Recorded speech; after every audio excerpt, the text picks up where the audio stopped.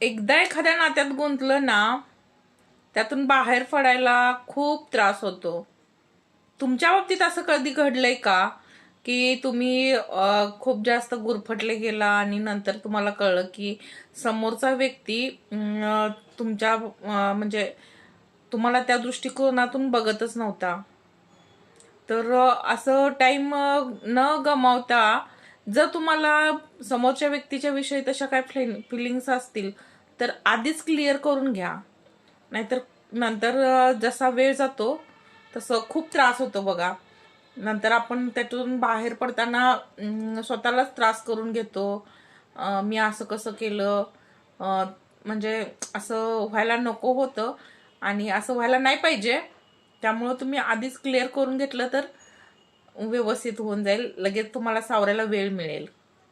बरोबर आहे ना?